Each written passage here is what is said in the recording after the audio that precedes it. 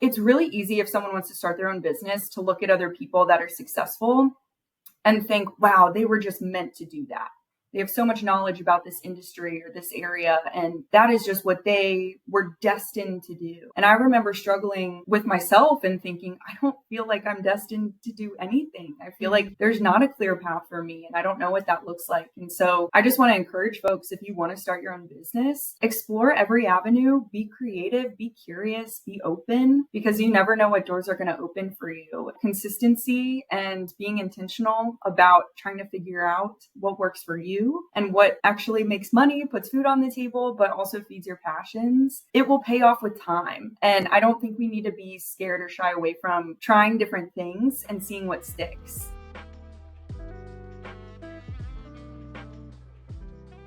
Are you feeling a little bit overwhelmed with all the external pressures and expectations that the new year brings? Maybe you're feeling a little bit stuck in your current situation or feeling anxiety about falling behind.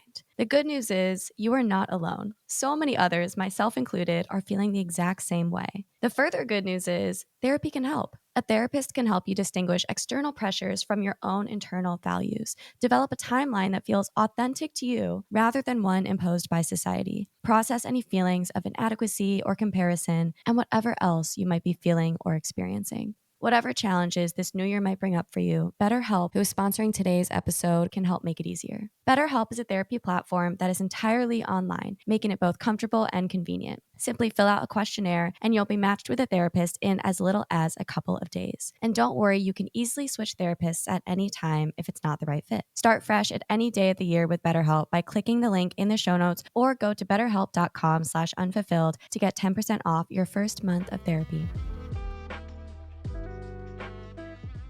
Hey everyone, welcome back to Unfulfilled. I'm your host, Camille. Thank you so much for tuning in to today's guest episode. Today, I'm joined by Carrie Eaton. Carrie has actually been on the podcast before, so she is one of our returning guests. You guys had loved her episode all about friendship, but today we're actually going to be diving into something a little bit different. So previously, as she will share with us, was a friendship educator, founder of the Kindred Collective, her own company where she offered advice and coaching on how to nourish and nurture your friendships and relationships, because we all know that can be very difficult. I will link that first conversation in the show notes if you didn't get to listen to that. But Carrie's making a switch in her career. Carrie is switching to something totally different, which she's going to share with us. And so we're going to structure today's conversation on pursuing a side hustle, on the challenges that can come up with making transitions, on growing your own company, on switching from one company to another company, how to know when to make a change, how to pursue your passion, where to even start. Carrie's going to share her personal experience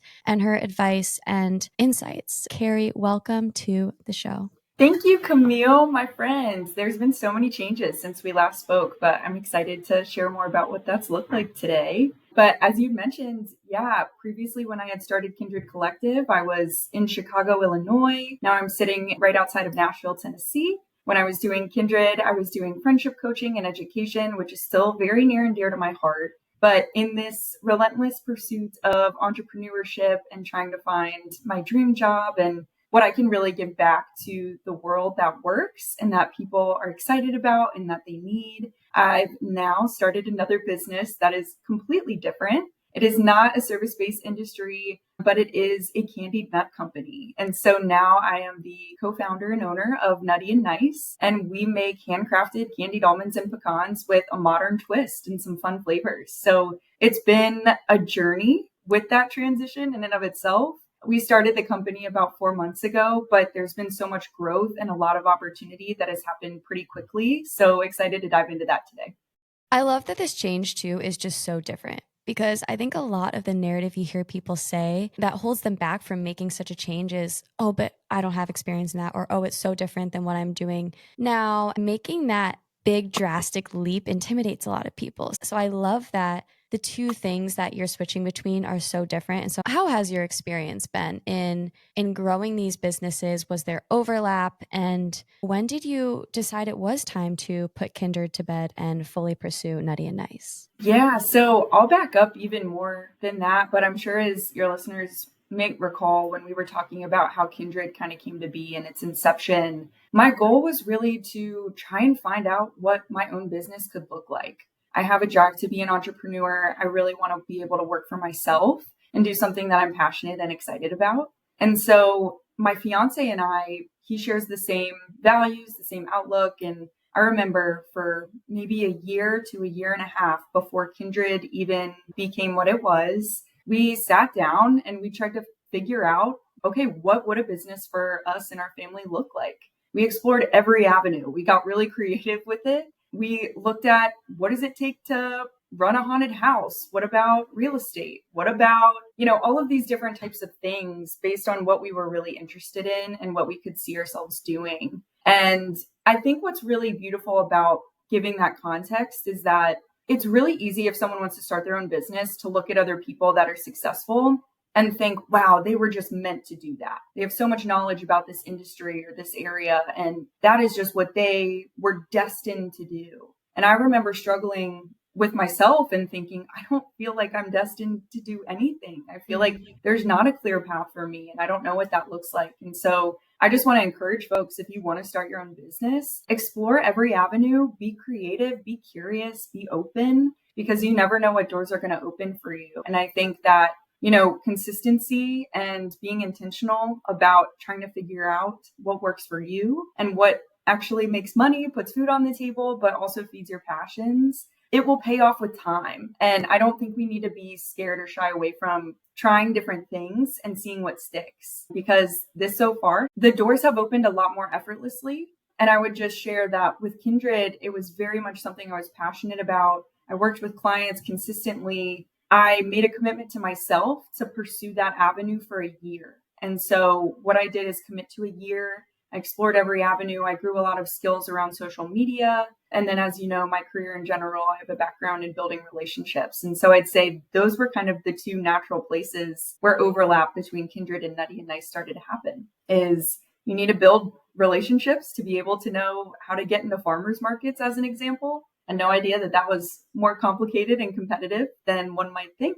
And you have to be able to market yourself. And so while I have stepped away from Kindred and made that decision to do so, there's a lot of overlap in skill where I know that time was not wasted whatsoever. It was very worthwhile. I'm really, really glad you touched on that, because I think that's the biggest thing that we do need to remember and acknowledge when making a change is the time wasn't wasted. Just because you're pivoting and moving in a different direction moving forward, it's important to remember that we're taking so much with us from our prior experiences. And in fact, I'd even add on to that, if it weren't for that current or past experience, you might not have this opportunity that you're now pursuing. And I think it's a really great mindset shift that it's not wasted time. Every single experience, whether it be in your career or just life, I think is worth having, because we learn important skills and we learn a lot of important things about ourselves. So when you stepped away from Kindred Collective, you put your heart and soul into that for a year. Did that bring about some doubt and difficult feelings when you finally made that change?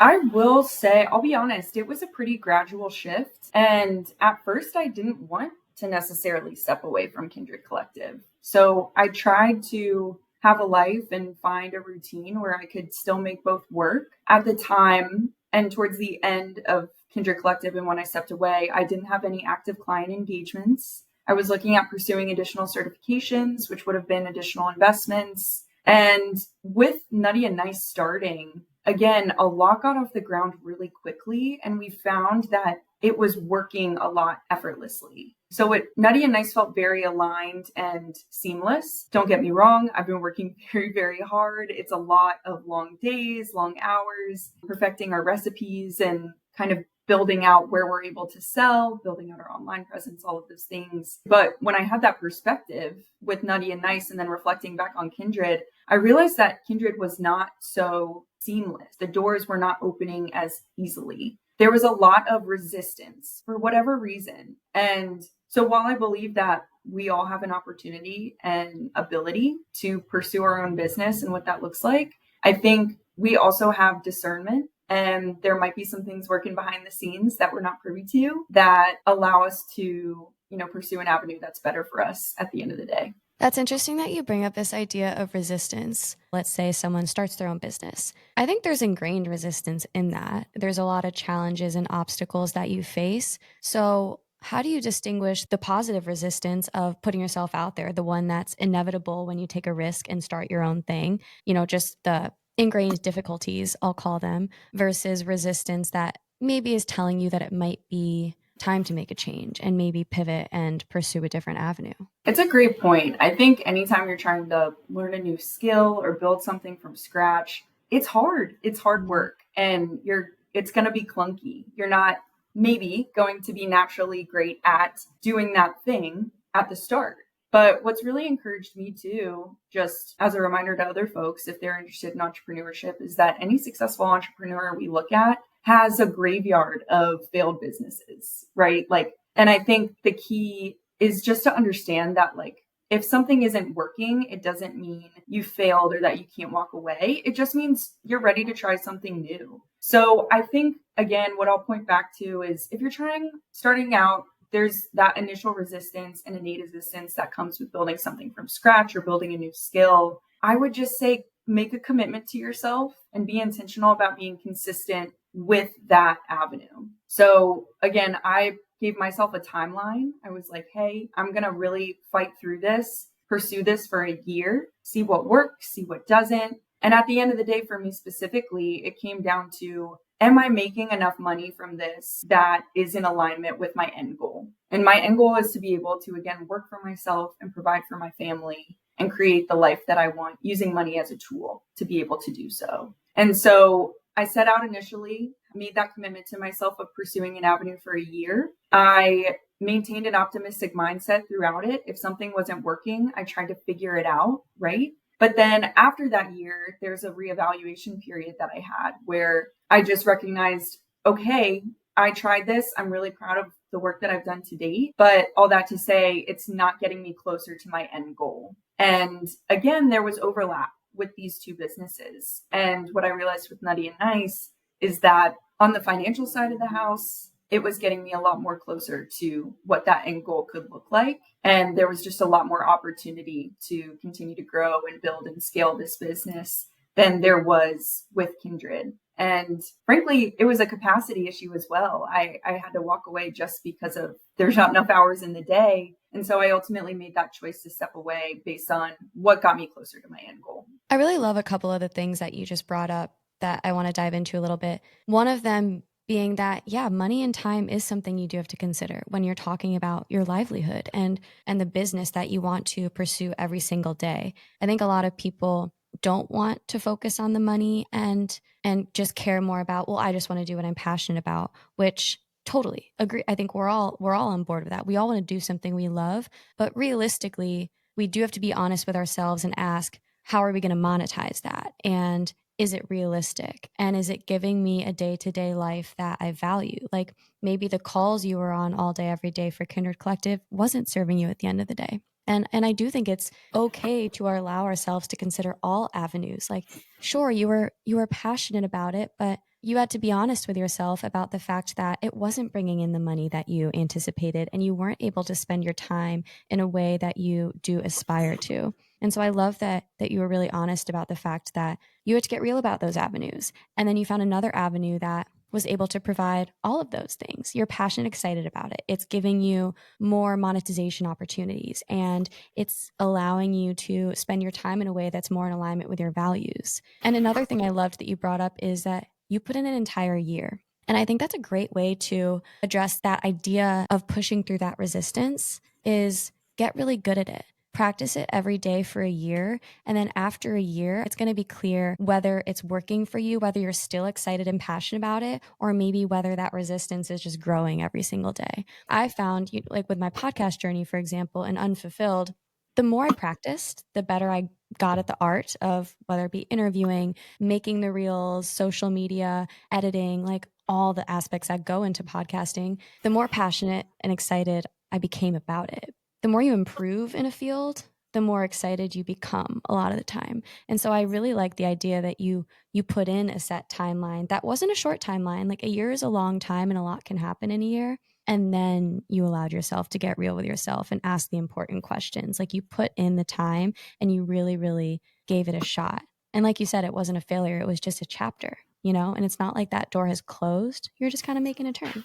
And I think you raise a really good point too. I mean, this is all in relation to my personal goals. I've known many people that they've tried out a new business and they've abandoned it after 4 months because they felt like it wasn't working in accordance with what they wanted out of it. I know people that have pursued different passions and avenues just because they love it and they love to do it. And I found that with Kindred. What I really loved, even if I didn't have active clients, was more of the education and research component of better understanding relationships. And that just helped me in my life at the end of the day. But I love what you raised too about getting excited the better you get at something. Because I think there's also this ability in us to trust our intuition. And I think only we can know and answer for ourselves, is this avenue and this path right for us at this point in time, based out of what we want from it and what our goals are for the project. And so I just couch that as like, I don't want to discourage anybody. I don't want to set a hard benchmark of you have to commit a year to something, right? I think we know ourselves best and ultimately what we want out of whatever we pursue. And so we can let that guide us while also just exploring and seeing what sticks and what doesn't. That's a great point. It's all about tuning into what works best for us, right? And so it might not be a year, it might be after a couple months, you just find this major resistance and maybe you're dreading working on something every day rather than feeling that initial excitement and passion. That could be a great sign that, okay, maybe get real with yourself and ask, is this something that I can see myself doing long term? And if not, make a change. And I think a big reminder to us all as well is making a change does not equal failure. And I know we just said that, but I think it's just really important because failure is what scares a lot of us away or holds a lot of us back from continuing to move forward. The fear of failure keeps us stuck either in what we're currently doing or from pursuing something different, because that idea of failure means that we're not good enough, that we put ourselves out there in a vulnerable way and didn't get the outcome that we wanted. But I think ultimately the biggest failure is doing nothing and not going for the thing, That's exactly it, Camille. Is I feel like for a lot of folks, failure, if we're too scared to try because of failure, I think what we're doing is associating failure with rejection. We're connecting failure to our self-worth. And so if we think something isn't working, we think it's a reflection of us. What's really important if you want to pursue entrepreneurship, some things might not work. They just don't work. Or you have to get better at something. But that innately is not a reflection of your self-worth and what you're capable of. I couldn't agree more. There's this one quote that I always love and I'm always reminding myself of. If you aren't failing, you aren't taking enough risk and putting yourself out there enough. We can perceive failure as a good thing in a lot of ways because it means we are really living fully and really putting ourselves out there and taking risks. We have to take risks to get those rewards that we want to see, And so we do need to unlearn that failure is a negative thing. It's a normal part of life. Everyone's going to experience it. Yeah. 100%. Let's talk a little bit about growing a side hustle and starting a business, because I think it is a lot easier said than done. It's romanticized and glamorized, especially on social media. As you mentioned, we see these people who have made it, but they've been doing a lot of work for years in the background. Tell us a little bit about growing both companies and maybe some of the challenges that you've encountered along the way. Yeah, I guess this applies to both Kindred Collective and Nutty and Nice. A lot of people ask us, as far as Nutty and Nice, my fiance and I, did you guys have a family recipe for candy nuts from your grandma that you're now sharing with the world, right? And we didn't. Transparently, we went to a farmer's market in Illinois. We picked up some candied nuts. We saw someone cooking live. We were like, wow, these are delicious. And when we moved to Tennessee, we were like, hey, we just want to find something to eat. And then we went to one farmer's market, and then we went to 3, and then we went to 6 farmer's markets, and there were none there. And so because we have had this lens of, okay, where is the opportunity for me? It dawned on me, like, this is an opening. This is an avenue we can pursue and try. And so we actually, our classic recipe, our cinnamon and vanilla bestseller recipe, we made 73 variations and iterations of that one recipe before we went to market. We were like, we need to be the best at this. We need to make sure it's right. We didn't rush that process because we knew it was the foundation of our entire business. Similarly, some of those same tenets applied to Kindred. I spent a lot of time figuring out, how do I develop a coaching program? What does a coaching program even entail? What are the services I'm going to be able to provide for my clients? What services do clients even want before you go to market? And so I think there's this push and pull of, you're never going to be 100% ready to go to market with something or to launch, but you can put in enough due diligence and effort up front to educate yourself and grow the skills that you need in order to best set yourself up for success. Yeah, absolutely. So in doing the research, making the 70 some recipes, are you enjoying it? Do you love the pursuit and enjoy it? Yes. So I think that's what is great about both businesses again was Kindred Collective. I have this passion about interpersonal relationships. And so doing that research and looking into how I can help people, that's what I want to be able to do is just give back and help somebody was so worth my time. It was energizing. Same thing with Nutty and Nice. And the fact I get to do it with my fiance is such a benefit because we were just having a blast. I wish I could show you a picture of our first batch. We burned it to high heavens. We had no idea what we were doing. And that can feel discouraging too, right? Like there was definitely frustration in doing 73 different versions of one recipe. How much salt do we need? How much heat do we need? Do we change the type of pan that we use? How much cinnamon? Like all of these different factors. You have to have a lot of patience, and you have to have a lot of patience with each other because now my fiance is my coworker and we might have different opinions or ideas about how we want to pursue something. And so ultimately though, it was a blast. We found ways to make it fun. We got a little blindfold like sleep mask and we would do blind taste tests for all of our different versions. We have a notebook filled with handwritten notes that we knew we would want to look back on that have all of our different iterations, all of our different feedback, what went right, what went horribly wrong, just to be able to reflect on that when ultimately we're successful and way farther down the line. So I think even though there can be frustration through the process and it takes a lot of hard work, I think the goal is actually, like we've talked about before, having a mindset shift and just find joy in what you're doing. First of all, couple goals. That is so cute. So fun. And the reason I wanted to ask that is because I think that's the difference of negative resistance versus positive resistance. You were having fun, even though you had to try the recipe 70 plus times. You know, you were enjoying working through those challenges and obstacles. It lit you up and it brought you joy, and you wanted to go through the struggle together. You were finding fulfillment and passion in navigating that resistance and that difficulty. That is the difference of navigating obstacles in a positive way, but going upwards towards something that you're passionate about and towards something that you feel like you're meant to be pursuing, feeling excited and energized on that path versus that resistance that might just compound and end up making you feeling burnt out and unhappy in what you're doing. And so I do think the key ingredient is, are you enjoying it? And it's not to say that you'll never face challenges. Like you mentioned earlier, a lot of doors are opening, but as you've explained throughout the episode, that of course didn't mean that you nailed it on the first recipe, that you got into every single farmer's market that you put a bidding in for, or however it works. I've never really experienced that, but you're laughing. I probably just got that wrong. But, you know, it's not like every single door opened and that there weren't obstacles to face, but you didn't feel a resistance necessarily as you worked through the obstacles because you had that joy and excitement working through it. And I think it's also not being attached to a specific outcome. I think it's great to have goals, but it's also important to be open. And what I mean by that specifically is when we did get into our first farmers market, we had no idea how it was going to go.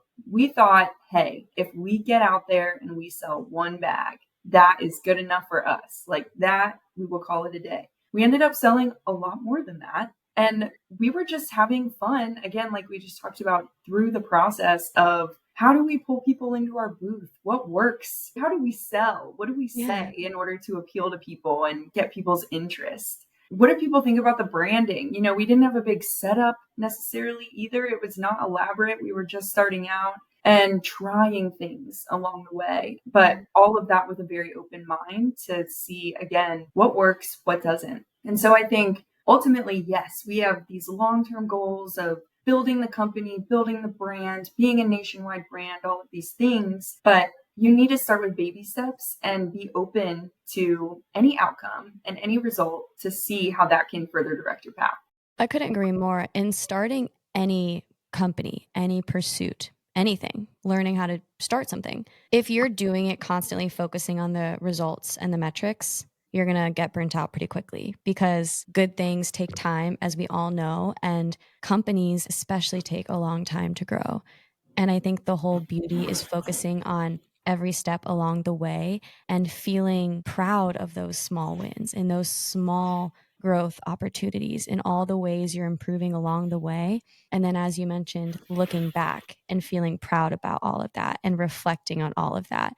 I did a whole episode on this literally this week, focusing on the internal ways that we're growing, on focusing on the small wins rather than the external metrics and the results that might not come, because then we feel as if the work we're doing might not actually be having a positive impact. That's a great point. Every step forward is a step forward. And we have, again, as I mentioned, these big grand ideas. I am desperately want to upgrade our farmers market setup. I want to get into big festivals as a food vendor. I want to upgrade our packaging. All of these things just take time and take money. And we can't get to some of these bigger goals until we're really solid in some of these initial foundational steps. And so again, it's a constant refinement of like, what is our end goal at this point in time? So our end goal is to continue growing the business, become self-sufficient. That was a big milestone for us. We're no longer personally funding the business whatsoever. The business is self-sustaining, but it took a lot of little steps to get to that point.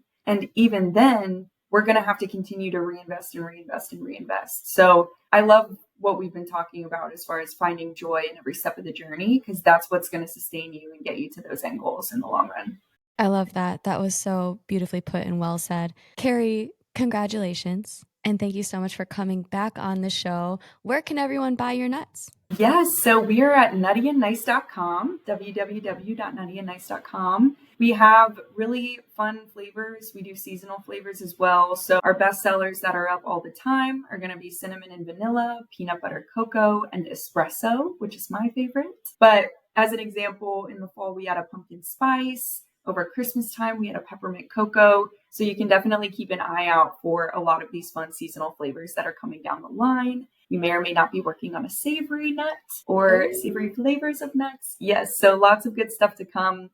We are also on Instagram at Nutty and Nice Co. All one word, Nutty, A-N-D, Nice, C-O. So I look forward to seeing you there, connecting with you. And you can always send us an email as well. Our information's all on our website. I personally am obsessed with nuts, so can't wait to try them. And I'm going to link all of that in the show notes for anyone who is as well. Carrie, thank you so much again. Thank you, Camille. Have a great day. And thank you all again so much for tuning into this episode of Unfulfilled. Again, if you're not already, please press follow or subscribe for access to episodes every single Tuesday and Friday when they come out. And send this to a friend who might need to hear this message. Send this to someone you love who wants to live a more fulfilling life. And I'll see you all again soon on your journeys to becoming more fulfilled.